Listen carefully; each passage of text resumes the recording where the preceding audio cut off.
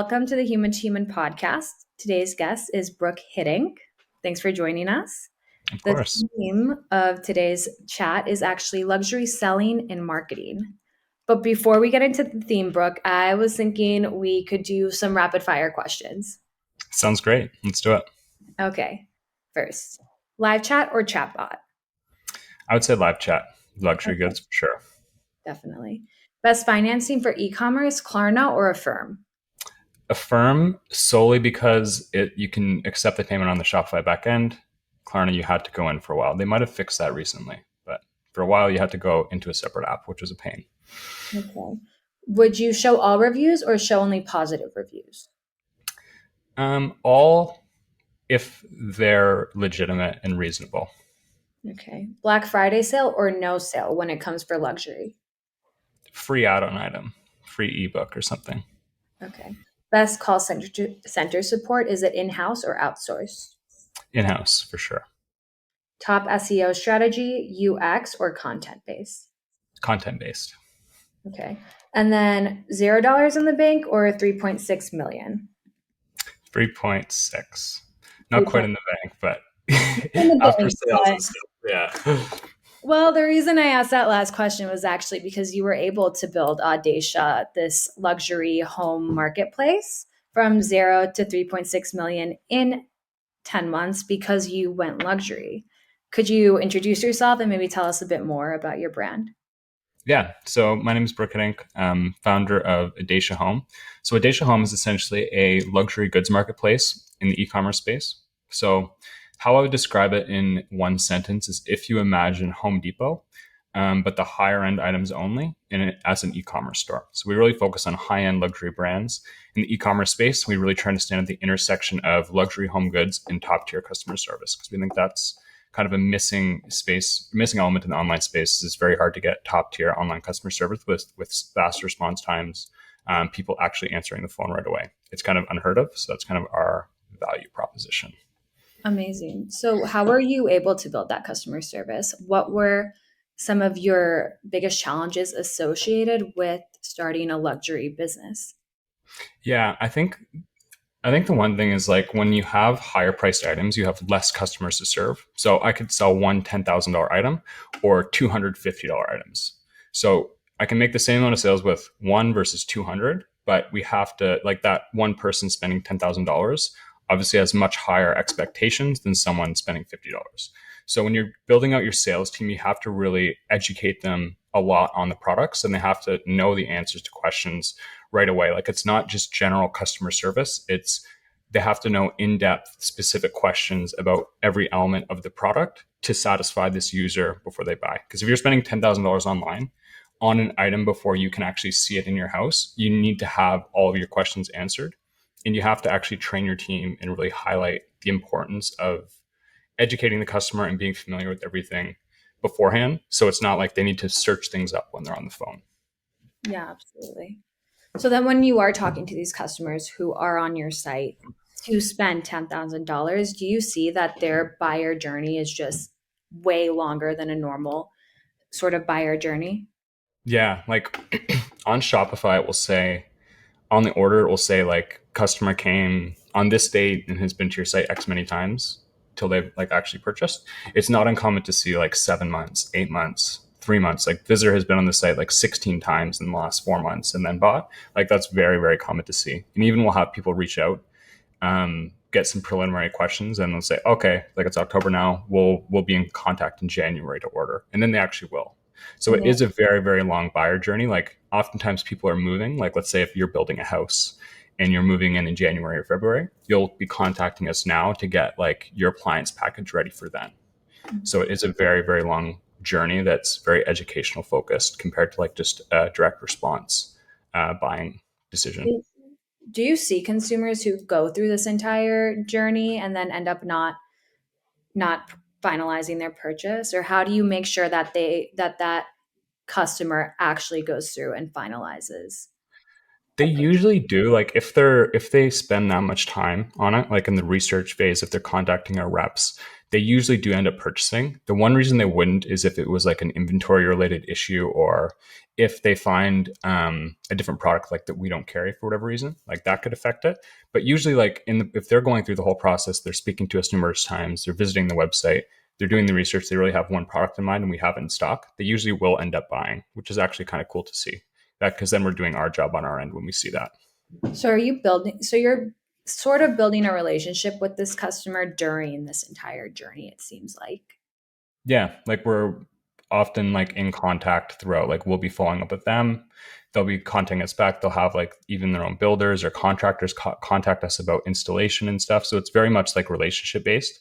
And we're Mhm. kind of just fostering that, nurturing it. We're not trying to like hard sell and getting them to buy. Our goal is kind of just educate and provide value. And when they're ready, they will buy. That's kind of the mindset I really have my team focus on.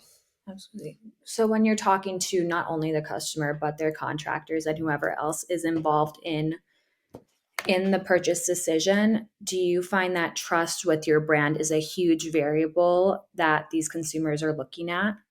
Yeah, it's absolutely huge. So, like we really try and emphasize that on our website, but also we want to build that whoever we can, even when we're talking to them. So that's like a big thing. We have our phone number everywhere on our website. So if someone Mhm. calls, like we don't put them on, like if you call Amazon or something, you can wait on hold for like 45 minutes to speak with someone.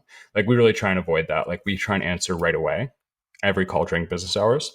And same with chat. Like you're not going to get put through a 15 sequence bot chat. Like as soon as you press speak with an expert, you'll actually be connected with a person. So I think those two things, as well as just like pasting reviews around the website, featured in section, like we've been featured on NYU, the Listwire, like these sorts of publications, we really like emphasize that on our website. Then that helps build trust as well.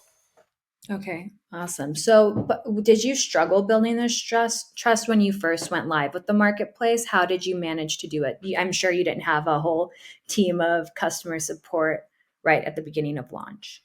Yeah, it was tough. Like I remember losing sales because of that reason. Like we had one person, they like knew how to check how old a website was, and a guy was like ready to order, and he's like, "I see your website's only like 3 months old," and then he just didn't order because Because he could how see that. young.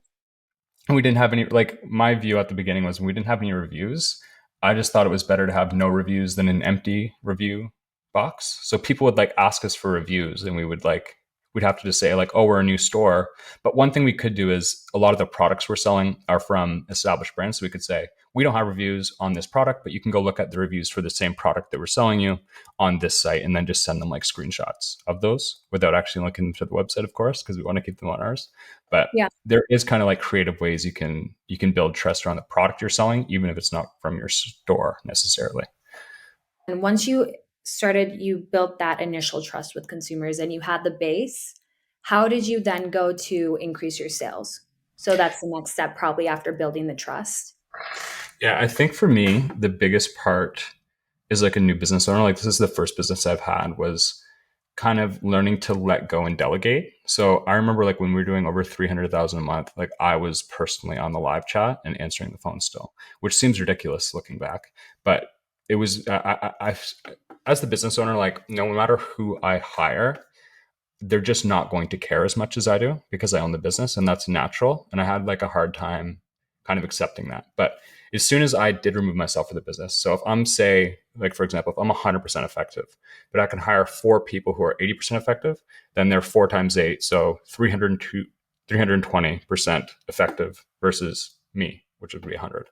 So as soon as I hired out and delegated, then I get my own time back. And then I can put that time that I was spending on the chatbot on the phone towards growth initiatives like adding new brands, adding more advertising channels, Mhm. improving our website. So these bigger picture, more important growth related things. And that's really how we started seeing growth and grew quite fast. Okay, so you sort of had to detach yourself a little bit from micromanaging, it seemed like. Yeah, like I think every business owner kind of goes through a transition between when you start, you're essentially like an employee of your own business. And then to really grow, you need to become the business owner, and you have to hire a team and motivate and lead them while being detached from the day to day. So as the business owner works on the business, an employee of your own business works in your own business. So you have to really step out of that into being the role of the business owner to really grow effectively, I would say. Yeah, okay. That's amazing. That's a great insight. So we've basically said that in order, one of the biggest challenges when getting into luxury or even starting, I would say any type of marketplace, is trying to build credibility with consumers. Because when you start, you have nothing. You're getting, you said yourself, you've lost clients because they're like, your site's only 3 months old. Yeah. Yeah. Yeah. Yeah. But after building that credibility and sort of gaining trust through, be it being available for your consumers at all times, or getting more reviews on your site, or finding more creative ways to build trust, then is when you get into growth. Correct? Yeah. And I think like with the marketplace, often we're selling items that are available in numerous stores. So for example, like if you were buying an iPhone, you don't necessarily care whether you get it from Amazon or Best Buy. You just want like because you're getting the same product, right? So all you want is customer service and to trust where you're getting the stuff. Like where's going to serve you the best in the long term. So a lot of the brands we sell enforce MAP. So that essentially removes any of the stores selling their stuff ability to compete on price. So everyone has to list at the same price. So the only things you have to compete on are customer service, website, and responsiveness, which is often very bad on marketplaces. Like they don't do a good job of that. So if you can sell like high-end products from established brands and then pair that with excellent customer service, fast response times, and a nice website, it's pretty easy to actually do well fast because a lot of stores lack those things. Yeah. I mean, that's something that I see myself whenever I'm shopping.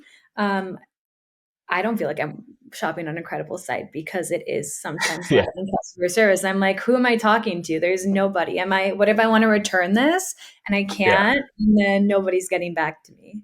The worst is when they act like it's a live person, like speak with us on the chat, and then you click it and it's like, we will respond in 3 days. I'm like, You lost okay. me. Yeah, You I'm gone. literally I'm lost gone. me as soon as I read that message.